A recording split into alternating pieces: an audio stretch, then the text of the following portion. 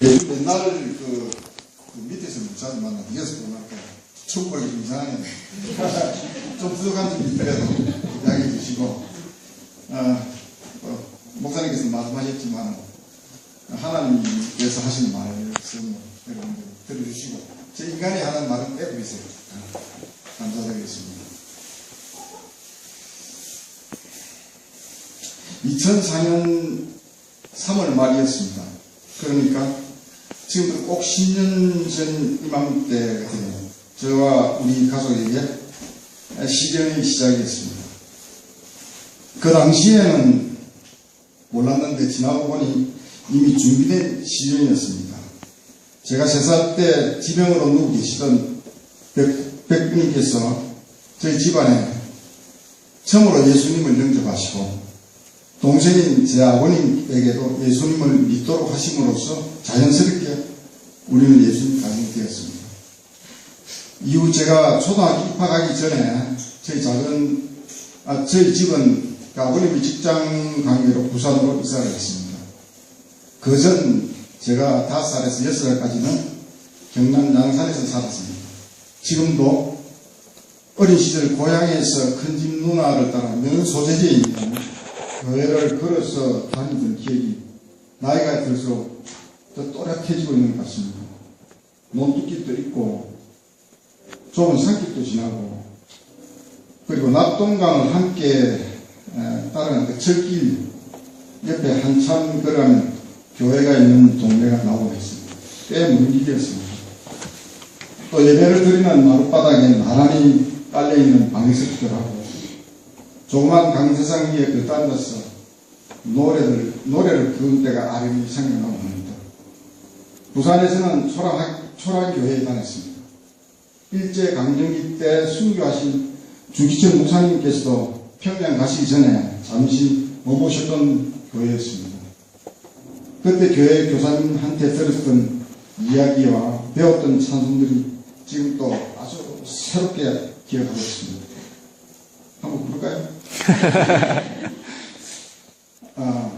아버님은 건설부 토목 기술 공무원이었었고 1년에 한 5, 6개월은 출장으로 집을 비웠습니다.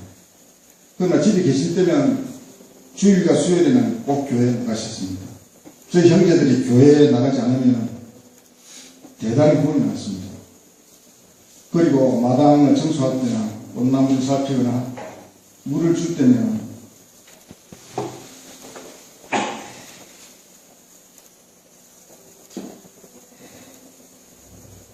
인하신 구세주여, 또 그러고 보게 되는 감이 났어. 찬송가를 즐겨 부르시던 모습이 생생합니다. 또한 20년을 한결같이 걸자 하나 드리던 그 식사기도 기억이 새롭게 남습니다. 무척 엄하신 분이었습니다. 가정에서나 직장에서는 평생을 변함없이 성실하게 사셨습니다. 청량 공무원으로 인정받았어요. 공무원으로서는 최초로 녹조 건정 훈장과 대통령 표창을 여러 차례 수여했습니다. 그러다가 제주도에서 과로로 검중에 쓰러지시고 일주일 만에 돌아가셨습니다. 그때가 아버님 나이가 만 50세였습니다. 저희가 결혼하고 꼭 한 달 만에 했습니다. 들립니까? 무슨? 병원에서 누님과 저희 형제들을 불러놓고 하신 말씀이 그게 유언이 되었는데, 너희들이 아는 모든 사람에게 예수를 믿도록 하라.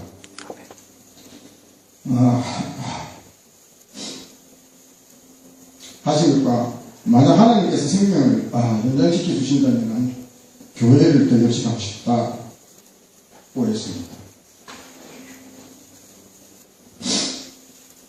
특별히 큰 누님에게는 집안의 믿음을 부탁했습니다.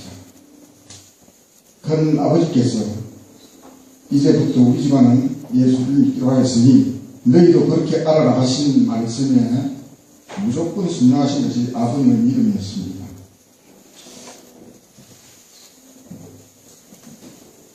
그런데 그 믿음이 저희 집안의 중심이었다는 걸 늦게 알았습니다. 이후에 저희도 분가해서 행복한 생활을 했습니다. 그러나 회사 근무관계로 이사를 자주 하게 됨으로써 일정하게 교회 나가는 곳이 없이 자주 바뀌게 되었고, 그러다 보니 교회의 생활과 사회생활이 적당하게 타협점을 이루게 하는 그런 방법으로 제가 믿음을 유지시키게 되었습니다. 그러니 저희 믿음이 온전할 리 있습니까? 저로 인해 박 집사의 믿음 생활 역시 저와 함께 서서히 무너지고 있습니다. 그러나 하나님께서는 우리의 손을 놓지 않고 또 다른 길로 인도하고 계셨습니다. 결혼과 직장으로 인해서 여러 지역으로 흩어져 있는 형제들 역시 명절이나 집안 대소사 외에는 만남이 없어집니다. 불신자로 시집온 며느리들이라 모두 믿음이 약함과 형제들의 근황을 잘 알고 있는 큰이 아버님의 이혼하신 그 이유를 그 당시에 알았지만 큰 누나를 통해가지고 1년에 2번씩 정기적으로 각 집을 돌아가면서 집안의 여자들만이 모이는 예배를 하기로 결정을 했습니다. 그게 한나대였습니다. 우리 집안에 죄송합니다. 여자들만 모이는 회였습니다. 한나대. 박 집사님 이 모임에서 믿음이 기초가 쌓이게 된 것 같습니다. 집안의 중심으로 살아야 할 제가 부실함이 하나님께서 사선책을 준비하신 것입니다. 늦게 알게 되었습니다. 그 와중에 슬기와 지혜를 선물을 받았고, 특히 제가 결혼하고 5년 만에 우리 슬기가 태어났습니다. 정말 하나님께 우리가 배기를 기도했습니다. 그리고 이름은 성경에 있는 제일 좋은 단어를 슬기가 택했습니다. 한편 저희 사회생활은 순탄했습니다. 1983년 12월 대구와 경 지역을 책임자로 발령을 받고 대구로 이사를 했습니다. 이곳은 하나님께서 우리 가정에 평생 함께할 믿음의 동행자들을 두신 곳이었습니다. 우리가 이사하고 얼마 안 돼서 박진환 집사님, 정여희 권사님, 그저 가족들이 저희하고 똑같은 아파트로 저희 비청으로 이사를 오십니다.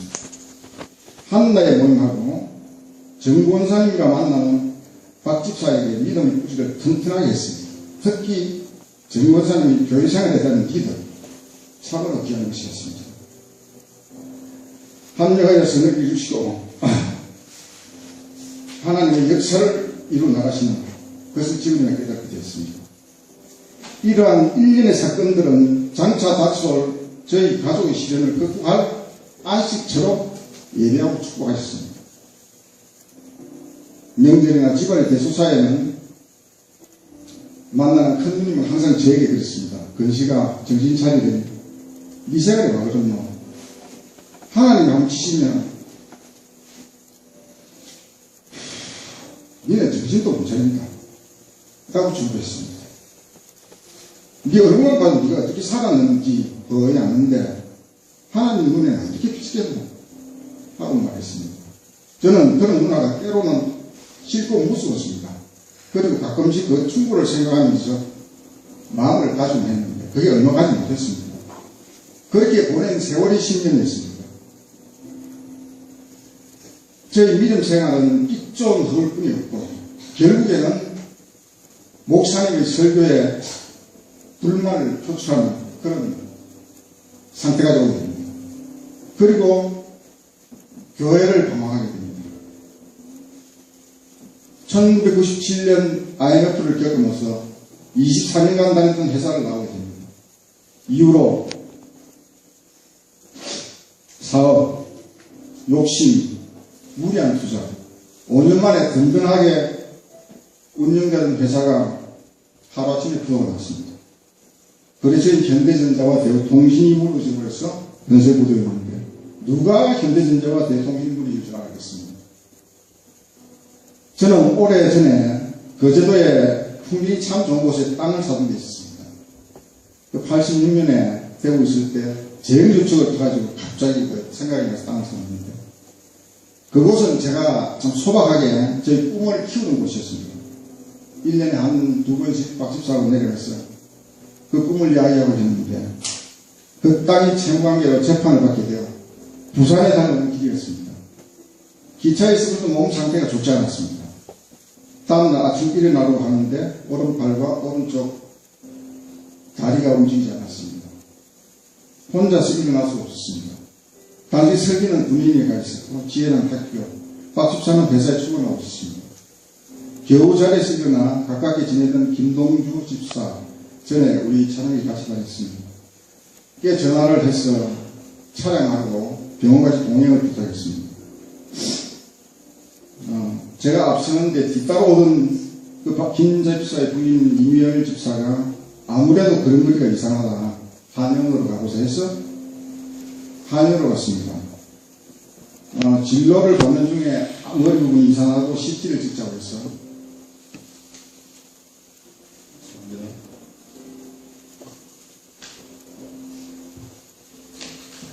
CT를 찍기 위해서 대기하고 있던 것은 제가 기억을 합니다.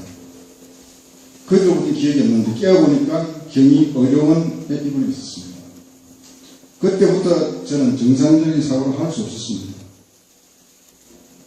경희대 의료원에서 5일쯤 입원해 있으면서 여러 가지 검사를 받았는데 결론은 뇌종양이었습니다. 그러나 수술을 할 수 있는 스케줄이 없어가지고 병원을 옮기게 되어 우여곡절 끝에 백병원을 택했습니다. 담당 의사는 천주교 신자이시던 고영조 박사로 신뢰가 가는 분이었습니다. 진찰을 하면서 저에게 60%는 자기 실력이지만 40%는 하나님 것입니다. 또한 믿음 생활이 참 좋으시고 봉사활동을 많이 하는 분이었습니다. 백병원에서도 진단 결과는 두뇌 왼쪽 상단 종양으로 판명되고 시간은 급하여 빠른 시간 내에 수술하지 않으면 안 된다는 의견이었습니다. 만약 제가 정상적인 사고를 하는 상태였다면 견디기가 무척 힘들었을 겁니다. 가족에게 이혼을 해야 하고 수술을 하여 성공한다면 어떻게 되고 실패하면 어떻게 된다는 이야기를 제가 정상적인 상태였다면 아마 감당하기가 굉장히 힘든 괴로운 시간이 되었을 겁니다. 그런데 하나님께서는 별 것을 주셨습니다. 저한테. 저를 굉장히 사랑하시는 것 같아요. 저는 특히 겁이 많습니다. 우리 박집사도 맨날 하는 소리 그 소리인데 운동이나 일을 하다가도 다쳐서 피가 나면 저는 제 몸에 피가 나면 그 손을 꼴보면 못 듭니다. 제가 보면 그걸 제가 쓰러져요. 희절해버려요. 그러니까 피도 못 보지요. 또 언제는 또 확 심해가지고 아픈 것을 참지는 못해요. 그럼 이 모든 것을 한순간에 해결해 주셨어요. 처음부터. 그걸 저를 모르게 해주신다. 지금 무슨 일을 하는지 몰라. 내 몸에 일어나는 일을 아무도 모르는 상태가 되고 있어요. 그런데 제가 하루 동안 또 정상적으로 해요. 이렇게 이야기하면. 근데 하는 순간 저는 또 잊어버리는 거예요. 제가 머리를 빡빡 깎고 수술실에 들어가는데 제가 이런 웃으면서 잘 있어. 내 먼저 죽어. 하나님이 수술 실패했어요. 어쨌든 나 죽으면 하나님 내가 하나님 먼저 가니까 잘 사고 들어가더래요. 저를 못 보는데. 그래서 수술을 했습니다. 근데 참 결과가 다행히 수술이 내 종양이 아니고 그 의사 선생님이 한 1% 정도 생각했던 내 농양이었어요. 뇌에 고름이 생겼던 거죠. 그러고는 저는 전혀 다른 세계, 그때부터 저는 다른 세계에 살았습니다. 그 세계를 제가 모습을 보여드리면 처음에는 온통 피와 같은 붉은색이 찢어진 곳이었습니다. 공중에는 날개 달린 짐승들이 뾰족뾰족한 바위산 사이로 탁 하고 커다란 날개를 푸들거리면서 날아다니는 모습이었습니다. 사람의 모습은 전혀 무슨 곳이라는 것만 느껴집니다. 지금도. 저는 무엇이라도 붙잡고 의지를 해야 하는데 나를 위한 것은 아무것도 없었어요. 무언가 찾아야 한다는 갈급한 생각만 있지 또 공포와 무서운 건 제가 겪었던 수술 과정과 그 이후 회복 때까지 나의 영이 겪어야 하는 많은 일들 중에 하나였습니다. 그건 망각이 없는 시간처럼 또렷하게 제 감각 속에 흐르고 있었습니다. 그 순간 찰나인지 오랜 시간이 지났는지는 모르지만 그 구분을 하지 못하는데 그 공포의 시간 속에서 한가닥 빛을 제가 보게 된 것입니다. 그런데 문득 그게 말씀이라고 생각이 들었어요.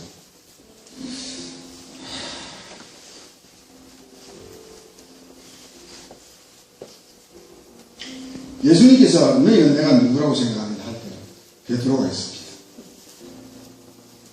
여러분 같이 합시다. 제가 목소리가 안 나오려서 주는 그리스도시요. 예, 그렇습니다.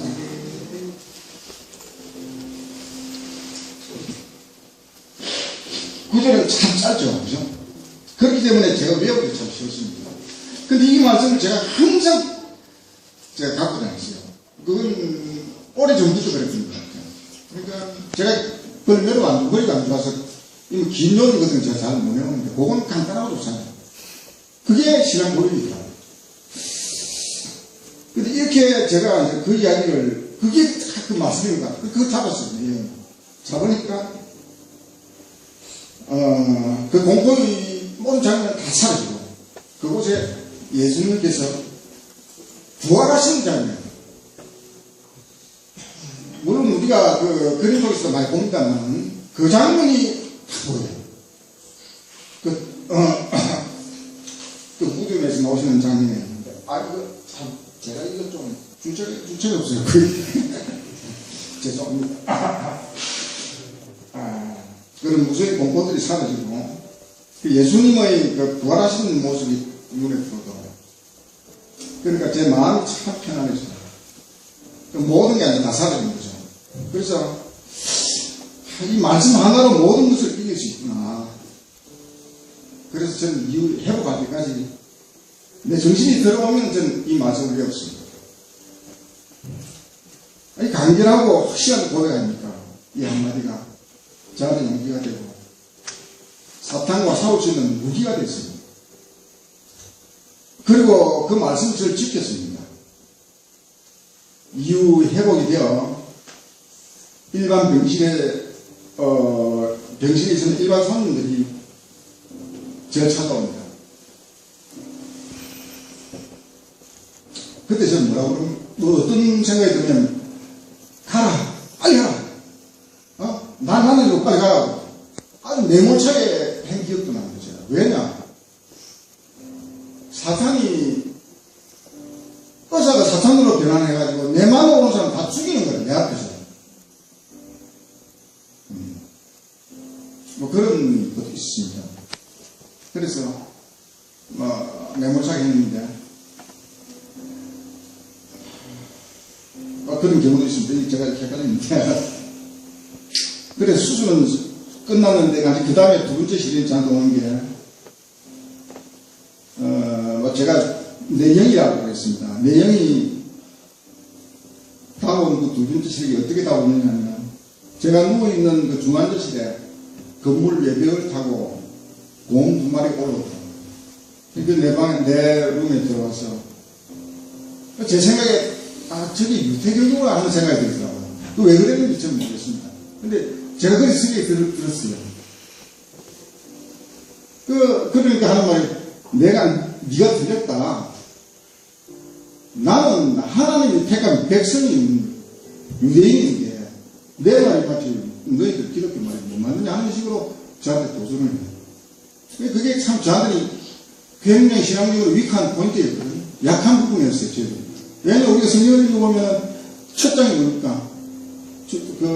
모든 게 우리가 의문을 가질 만한 일들이 많았습니다. 그게 아마 의원 중에 제가 갖고 있는 어떤 위크한 점이었던 것 같아요. 그걸 거기 사단이 곰 두 마리를 보내고 저를 침투하는 것 같았습니다. 근데 그게 저를 제가 누워있는 데 와가지고 제 목을 눌리면서 압박을 했어요. 근데 그러니까 제가 이 누운 상태에서 몸이 뒤쪽으로 제끼지고 이제 죽을 것 같더라고요. 근데 한편으로 보니까 마귀가, 또 하나의 마귀가 저 구석에 있는 거야. 항상 마귀가 사탄의 모습으로 날 쳐다보면서 거기서도 날 굉장히 위험으로 쪼아오고 있습니다. 이 마귀는 제가 회복할 때까지 항상 따라다녀야 됩니다. 나 여는 믿음의 망청을 거부하면서 뱉었으나 제 힘이 약해서인지 우습게 덤벼드는 세력은 누워있는 제 몸의 상체를 눌러서 목은 밑으로 꺾이고 숨이 막혀 이제 죽는구나 하는 생각이 들었습니다. 그때 어디서 왔는지 갑자기 많은 사람들이 큰 무리를 이루면서 제가 누워있는 병실을 돌면서 큰 소리로 기도를 했습니다. 그 기도를 하는 소리를 제가 듣고 왔습니다. 여리고성을 돌면서 기도하는 이스라엘 백성들의 모습이 연상됐습니다. 다시 평안을 찾게 됐습니다. 나중에 박 집사에게 들은 얘기로는 수술 후유증으로 폐에 물이 차서 위험했다는 겁니다. 마침 휴일 전날이라서 집도 할 것도 없고 다급한 마음에 목사님한테 전화를 했습니다. 그 목사님께서 교우들한테 전부 전화를 해서 교회에 와서 김건희가 죽게 돼서 이런 상황이 와서 기도하자. 그래서 다들 기도하는 모습입니다. 거기 제 눈에 보였습니다. 기도하는 교우들의 기도 소리하고 그 모습들을 제 눈이 보았고 힘이 되어서 죽음을 물리칠 수 있습니다. 제 영이 혼자 어려울 때 함께 하신 그 무리가 바로 우리 찬양교회 교우들이었습니다. 저를 살렸습니다.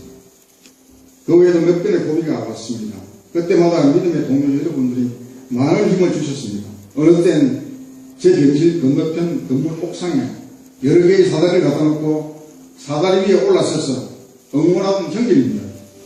지금 모두 여기 계십니다. 아마 여러분들은 기억 속에 그게 없을 겁니다. 왜냐? 제가 있던 병실에는 창문도 없었고 건너편에는 그런 건물도 없었습니다. 그러나 나의 영은 여러분의 응원하는 소리가 힘돼서 또 죽음과 싸울 수 있었습니다.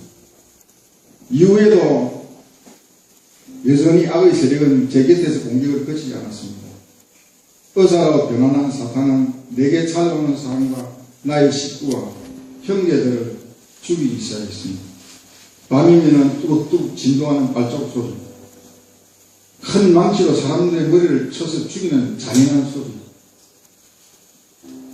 이 행위로 온 방은 끔찍하게 만들었고, 제가 누워있으면서 눈을 뜨면 천장에는 대형 스크린에 죽음의 광경과 죽어가는 영들의 저주가 들려오고 있습니다. 수많은 무덤의 행렬도 보여줬습니다. 무서운 장면으로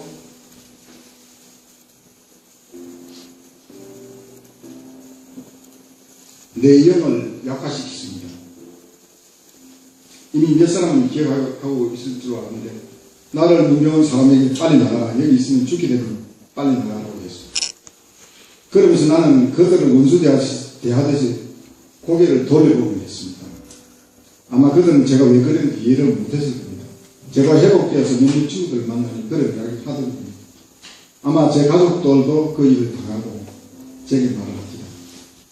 그건 저를 안다 하면 다 죽이니까. 그 외에도 많은 상황이 있었습니다.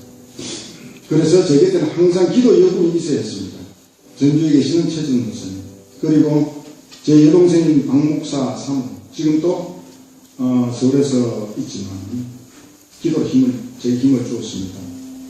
나에 들리는 악령의 힘을 느끼면서 오빠 혼자 두면 큰일 나겠다고 최전도사와 교대를 며칠을 함께 있고 있습니다. 눈을 뜨면 병실의 어두운 구석에서 마귀는 귀신의 형상으로 뚫어지게 나를 쳐다보며 저주를 보내고, 죽음의 냄새는 온 방을 악취로 숨을 쉬지 못하도록 뿜어내게 됐습니다.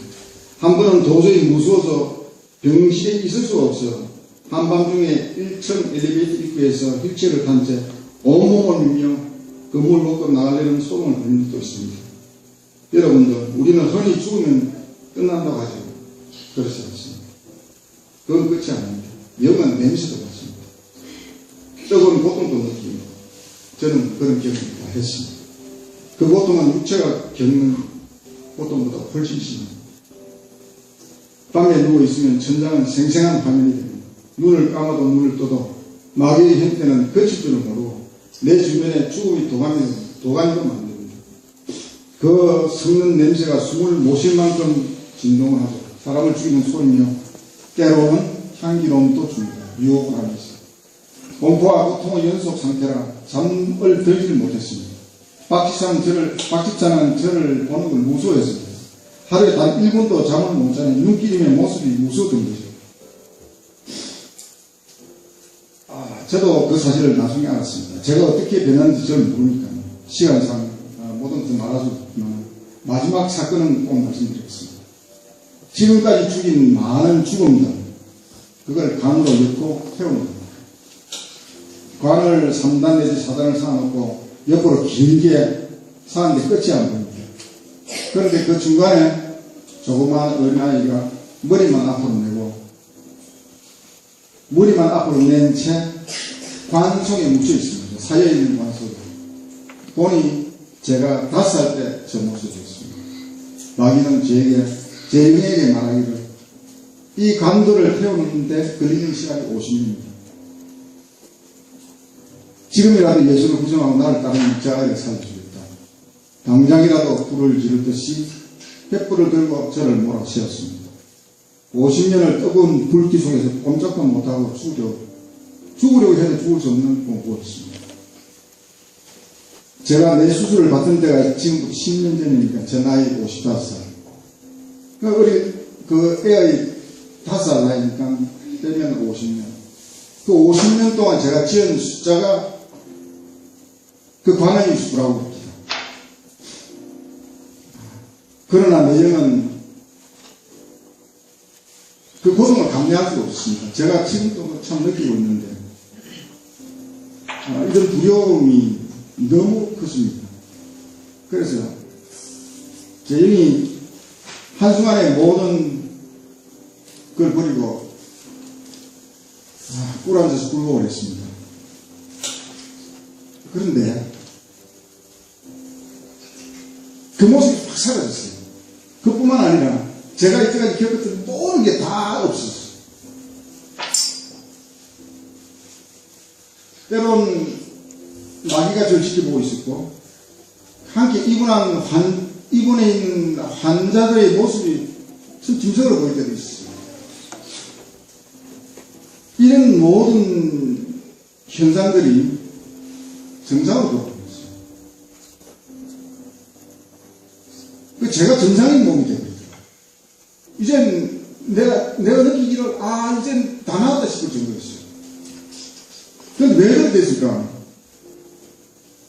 제 공포에 떨면서 주저앉아 굴복을 했는데 제 말은, 제 입술은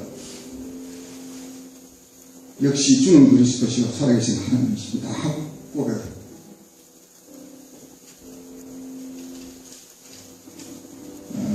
이 입술이 하나님을 반영하셨고 싶은 거죠.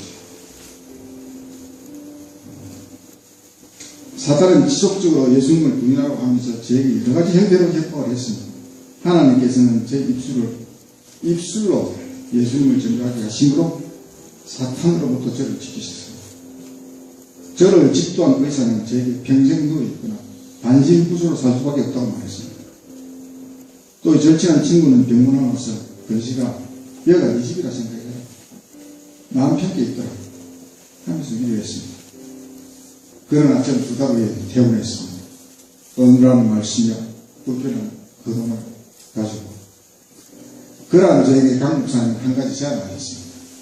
저녁 예배 시작 전 찬양을 인도하고 그 당시를 함께한 교들도 지금 계십니다. 저로서는 감당하기 어렵습니다. 그러나 제가 감사하면서 교회를 하겠다고 했습니다. 한 주 동안 들떠며 즐거운 마음으로 준비를 했습니다. 우리 성도님들께 무슨 찬송을 준비할까? 그래서 제가 인도를 했습니다. 그때 제 모습을 보고 찬양 지휘자로 지금 봉사하고 있는 우리 박상규 집사가 저분도 저래 하는데 나도 해야 되겠다. 그런 결심을 제가 듣고 얼마나 큰 게 있는지 모릅니다. 제가 그동안 4년을 한 곳에 다니면서 정상적으로 해보겠습니다. 저를 담당하는 의사도 지금 올립니다만, 어떻게든 그건 다음 기회에 말씀드리기로 하고, 저는 병원에서의 내용보다도 예견된 시련에 오래전부터 준비하신 하나님의 역사가 이번에 간증문을 쓰면서 보였습니다. 그래서인지 내용 중에 제 집안 이야기가 많았는데 그건 여러분 이해해 주시고, 그건 저가 아니라 그게 하나님의 역사의 승리라고 저는 표현합니다. 모두 하나님께 드리는 영광입니다. 그리고 저는, 그리고 여러분들은 도구에 불과합니다. 또 믿음은 하나님께서 우리한테 주신 정말 엄청난 선물입니다. 그러나 그 믿음을 키우는 것은 또 우리입니다. 우리 자신. 우리는 매일 기도합니다. 시험에 들지 말게 하소서 라고. 그리고 교육은 그러나 행여 우리 스스로가 시험을 자초하고 있지 않습니까? 믿음을 성장시키는 것이 쉬운 일은 아닙니다. 신앙의 선배 되시는 많은 사람들과 순교하신